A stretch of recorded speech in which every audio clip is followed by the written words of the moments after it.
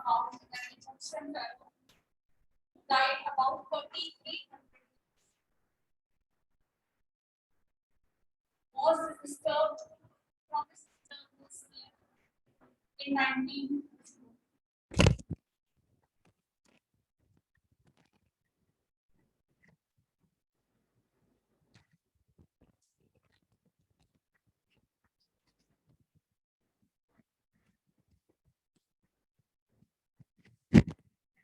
Which Egyptian pharaoh I'm talking about? Tutankhamun. And his short name is over here, Tut, right? He is actually the king Tutankhamun. He died at the age of. So this was Tutankhamun, who died about 3,300 years ago.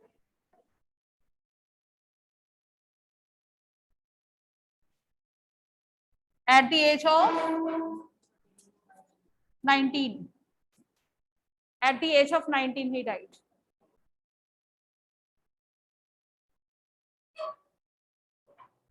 Right?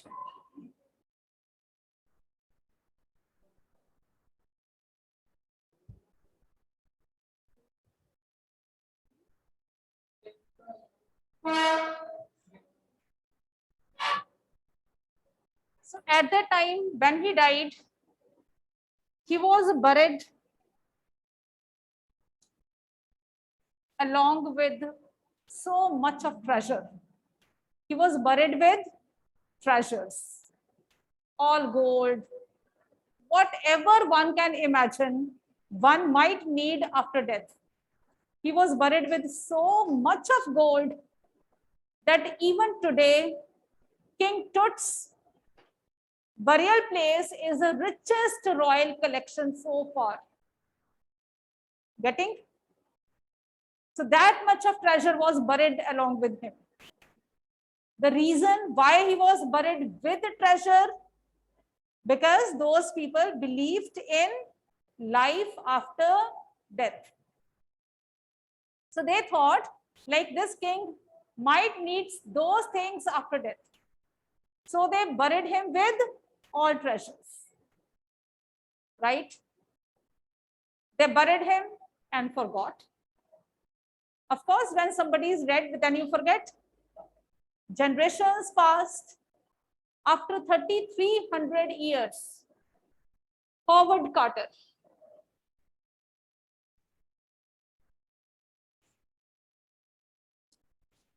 Howard Carter was an archaeologist. In 1922, Howard Carter discovered King Tut's tomb. When he discovered this tomb and when he started digging it out, the results were mind-blowing. No one could ever imagine that if you are opening the tomb of somebody, there would be treasure, and that treasure, which would be termed as the richest royal collection, even till now. He discovered in 1922, even now, if somebody asked you what was the richest royal collection, it was King Tut's tomb. So much of treasure was there. So when he discovered this tomb in 1922, then he started taking it out. So much of gold was there. So all the gold and all whatever was kept along with the tomb, that was sent to the museum. That is still in some museum over there. Now he started taking out the, you can say, mummy. He wanted to see the mummy. Of course, that was the basic thing for which he had gone there. So the 3-layered coffin of King Tut, that was something which was of biggest interest at that time. So, but when he started opening the 3-layered coffin, he saw that the mummy of King Tut was solidified with resins. In order to separate the resins from his mummy, he tried everything, but he could not separate the resins from mummy. He wrote, because when you are an archaeologist, then everything You have to write down.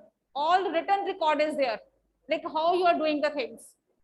So he wrote there, like he adopted all the legitimate efforts, but mummy could not be separated from the raisins. So then he decided that he would be keeping the mummy in the sun, under the blazing sun, in that area. And he kept the mummy for the whole day at 140°F under the blazing sun, and that heat also could not melt the resins from mummy. Then he then with scientific detachment, he decided to cut the limbs. He cut the neck first, then he might have cut the limbs, all limbs, with some instrument, removed the resins, removed the gold out of the mummy. So what he did, he took out the gold out of the mummy, and finally the basic, you can say, skeleton or the mummy was preserved, and it was kept on a bed of sand, and till now King Tut's mummy is in that position. It's on a bed of sand. Okay, now it is that exact mummy only with no gold on it. So you might have been able to make out, like, why did he cut the mummy with those heavy instruments? But why did he do this? To remove gold and all resins. Basically, the purpose was to remove gold, because if he had let gold be there, then the mummy was never safe.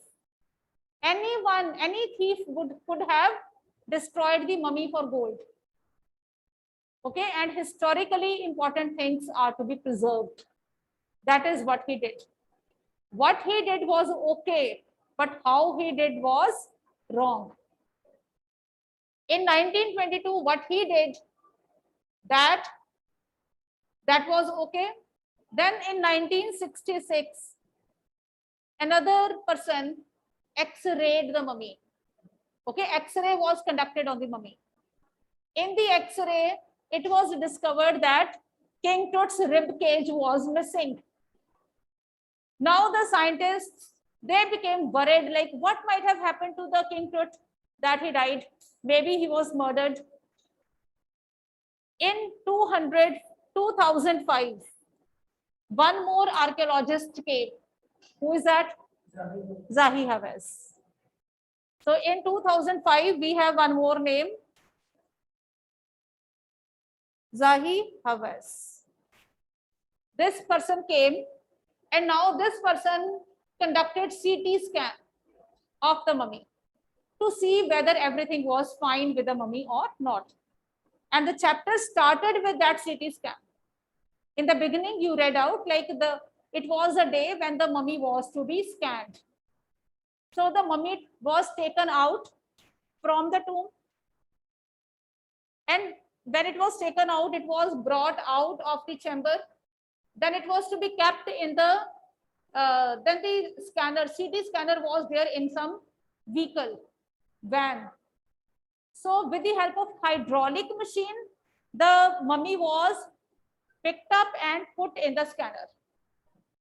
At that time, when the mummy was taken out of the chamber, then strong winds started blowing. Blizzard, storm came. It's not natural. When everything was fine a few minutes back, but all of a sudden, the moment mummy came out, the blizzards came up. Then the guards who were there, they said, like the Pharaoh's curse is coming true. What's the Pharaoh's curse? If you disturb a dead man from his sleep, the curse is always there, right? So maybe something was there. But anyways, the moment this mummy was put in the scanner, the fan of the $1 million scanner stopped working all of a sudden. That was again mysterious, but somehow the fan was replaced by a new one, and this mummy was scanned. Afterwards, the mummy was again sent back into its resting place, and it was again covered. And the moment it happened, what happened? The storm stopped blowing. Right? So this was the beginning of the chapter. This we read out last week. Getting better? Getting second, last boy? Are you listening? Okay, so listen to me. Don't look out. So CT scan was done like this.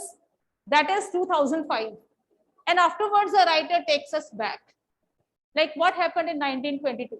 That also we read out. And there we were talking, then the writer will tell us about what happened to Tutankhamun 3,300 years ago. That history also we have to see. Tutankhamun had his forefathers. His grandfather was one of the was, you can say, the pioneer of golden era of Egypt. He brought golden age. After the death of that man, another person, that was Akhenaten, he came up. With the arrival of Akhenaten, because he changed the, you can say, god of the family from Amun to Aten. See, Amun is here. So that Akhenaten changed the god from Amun to Aten, destroyed the temples, changed the capital of the city. So he brought all death and destruction in the country because of God. Getting? And that king could not survive for long. Then he was succeeded by Tutankhamun. And Tutankhamun restored the previous, culture back. He restored all the temples of God Amun. His own name is with the name Amun. Okay, he brought the whole previous culture back. So when this kind of person comes up who brings the old order back, then there are always political allies. Political enemies are always there. At just the age of 19, he died mysteriously. So that is still a question. No keys are there. That is still a question as to what happened to him. Still, the scientists are wondering as to how this King Tut might have died. But yes, the CT scan report came up, and that report showed that this mummy was perfectly all right. No ribcage was missing. Everything was fine. So this CT scans report is an indication that King Tut might have died a natural death also. He might have had a natural death. Got it? So this is overall this kind of story. And last week we had done about 3 or 4 pages. Let's see. Okay. Page number 26. Yeah. So it's a history. Come to page number 25, the last paragraph. So King Tut's demise was a big event. Second last paragraph. So his death was a big event, even by royal standards. He was the last of his family's line, and his funeral was a death rattle of a dynasty. But the particulars of his passing away and its aftermath are unclear. So one thing is clear, that King Tut, his death was a big event. Why was it a big event? Because of 2 reasons. Number 1, because of the kind of family to which he belonged. Secondly, because after his death, the whole dynasty came to an end. He was the last heir of his family line. No one was there to follow him. Harnoor, why his death was a big event?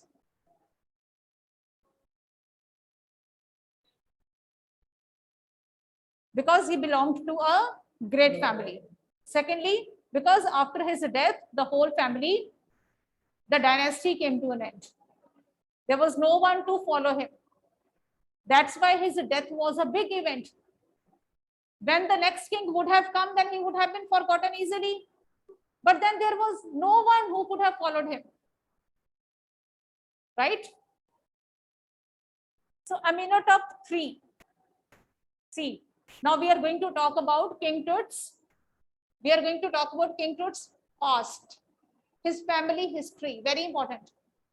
Amenhotep III, Tut's father or grandfather, was a powerful pharaoh who ruled for almost 4 decades at the height of the 18th century.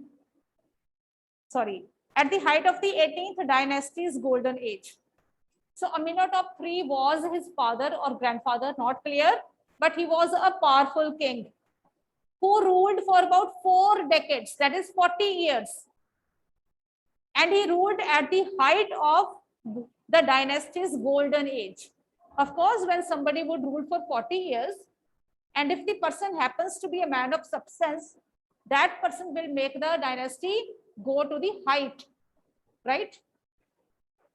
So his son Amenhotep IV succeeded him and initiated one of the strangest periods in the history of ancient Egypt. Amenhotep III's son Amenhotep IV came and he brought in the strangest period in the history. Let's see what that. The new pharaoh promoted the worship of the Aten, the sun disk. Earlier, this family used to worship Amun. But Amun is moon, I guess. And this family, this Amenhotep IV, when he came, he promoted the worship of sun god, the sun disk, Aten, and changed his name to Akhenaten. Okay, Akhenaten, in the end, there is the word Aten, A-T-E-N. And Aten is related to sun. So Akhenaten means servant of the Aten and moved the religious capital from the old city of Thebes to the new city of Akhenaten, known now as Amarna. So what does that person Akhenaten do? Number one, he changed his name and made it as Akhenaten, Aten in the end. Then he moved the religious capital. Earlier it was Thebes, but now he made it as Akhenaten, and now that very capital is known as Amarna. Got it? He further shocked the country by attacking Amun, a major god, smashing his images and closing his temples. The biggest mistake he did was that he, in the country, smashed or destroyed the images of god Amun, closed his temples. So whenever in our country, whenever somebody becomes so rigid religiously, that dynasty cannot prosper. Okay, rigidity is always the enemy of progress. So this is what this Akhenaten was doing. Akhenaten's mistake will take a toll on the whole dynasty. Got it? So it must have been a horrific time, said Ray Johnson. Who is Ray Johnson? He's a director of the University of Chicago's Research Center in Luxor. The site of the ancient Thebes, the family that had ruled for centuries, was coming to an end. If you want your dynasty to progress or prosper, don't be that rigid. Respect all cultures. So the family that had ruled for centuries was coming to an end. And then Akhenaten went a little wacky. So Akhenaten had gone a little crazy, mad. That's why he destroyed the images of God. Maybe the one you don't believe in. But why do you destroy the images? Whatever you believe in, it's okay, but respect other religions as well. That is what the humanity is. And if one crosses the limits of being a human being, the results are always disastrous. And that is what this history is telling us. After Akhenaten's death, a mysterious ruler named Smenkhare appeared briefly and exited with hardly a trace. So after the death of Akhenaten, one more person came. His name was Smenkhare. He came only for a brief period of time. And he left. He might have died or he left, we don't know, but he left very early. Okay. Then a very young Tutankhamun took the throne. King Tut, as he is widely known today. The boy king soon changed his name to Tutankhamun. So after the exit of Suman Khare, who came? Our hero, that is King Tut. He came as at the age of 11, I guess. King Tut became the king at the age of 11. And the moment he came, he first of all changed his name to Tutankhamun. Earlier, his name was Tutankhaten. He might have been the son of Akhenaten, right? So after Akhenaten, he changed his name from Tutankhaten to Tutankhamun, living image of Amun, and oversaw a restoration of the old ways. Oversaw the restoration of the old ways means he brought the old culture back. He reigned for about 9 years and then died unexpectedly. Regardless of his fame and the speculations about his fate, Tut is one mummy among many in Egypt. So regardless of the fame and his speculations about his fate, Tut is one mummy among many in Egypt. So despite the fact like he died all of a sudden, there have been many mysteries lingering about the reason of his death. His mummy is one of the many other mummies in Egypt. It's not that there is only one mummy of this man. There are countless mummies there in Egypt. Got it? No one knows. How many mummies are there? Still it's not known. Still many mummies are undiscovered. The Egyptian Mummy Project, which began an inventory in late 2003, has recorded almost 600 so far and is still counting. So far, 600 mummies have been discovered, but still many more are there, which have not been traced. The next phase, scanning the mummies with a portable CT scan donated by the National, look at the book. So the next phase is scanning the mummies with a portable CT machine donated by the National Geographic Society and Siemens, its manufacturers. King Tut is one of the first mummies to be scanned. In death as in life, moving regally ahead of his countrymen. So King Tut has always been a pioneer, the leader in death as well as in scanning. The way he died, that was exemplary. Only for 9 years he lived. He died at such young age. And after death, the first CT scan was done of King Tut only. And King Tut was the first one whose mummy was discovered. So he's always first. He's always royal. Got it?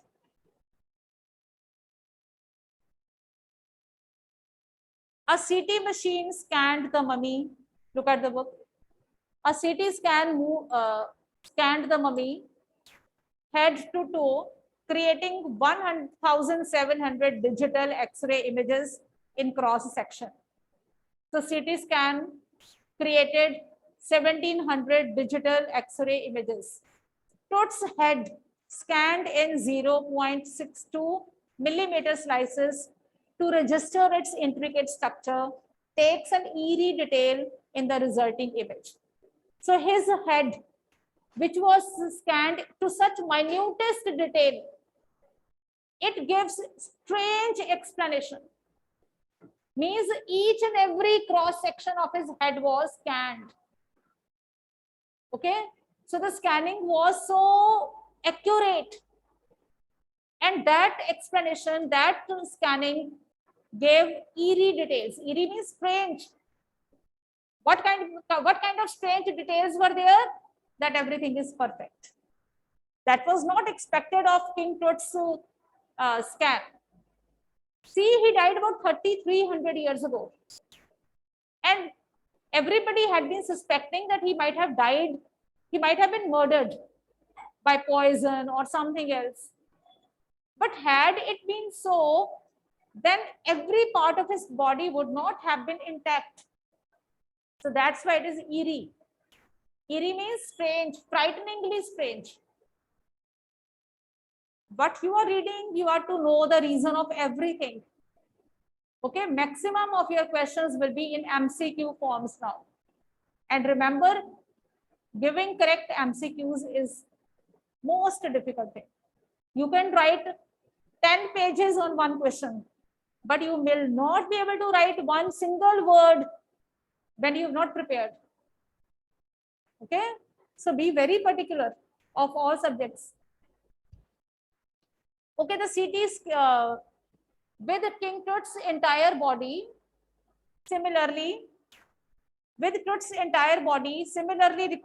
a team of specialists in radiology, forensics, and anatomy began to probe the secrets at the winged goddesses of a gilded burial shrine protected for so long. So the details, the complete scan of the body revealed that his body had been protected by the goddess. Which goddess? The winged goddess, the one which is responsible for the care of a dead body. So the winged goddess had been taking care of King Tut even after his death. That's why the complete scan was normal. If there is a scan of a living human being, it is rarely 100% accurate. Something or the other, some of the other defect comes up. But the scan of a person who died 300 years ago, and the one who had been cut into parts about in 1922, that person's scan is 100% normal. Very strange, isn't it? So it is a proof that the goddess of death had been taking care of mummy. You may not believe it, but you'll have to accept it. Isn't it? Okay. So the night of the scan, now the story started with how the scan was to be done.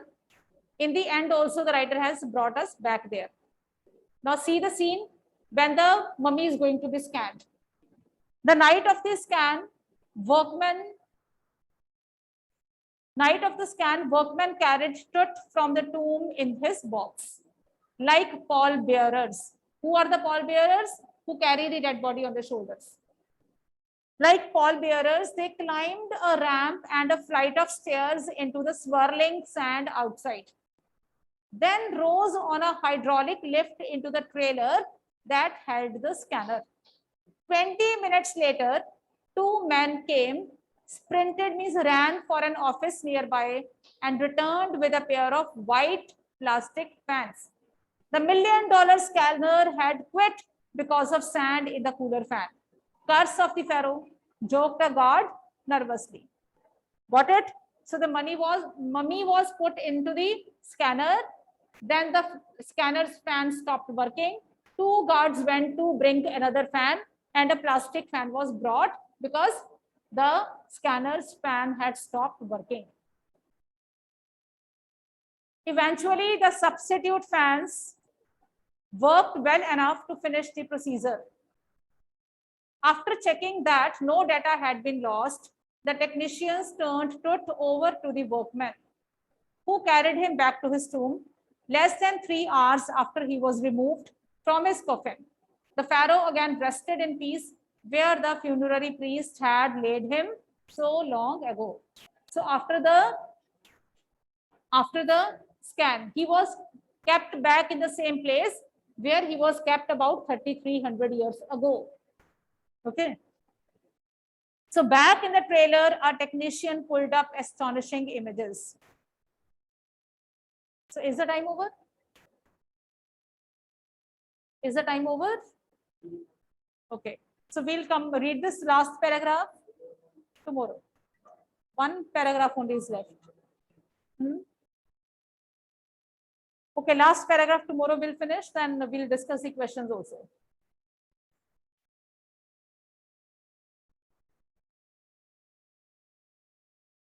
Yes, somebody send me, Devanshi, send me the screenshot of attendance. Okay.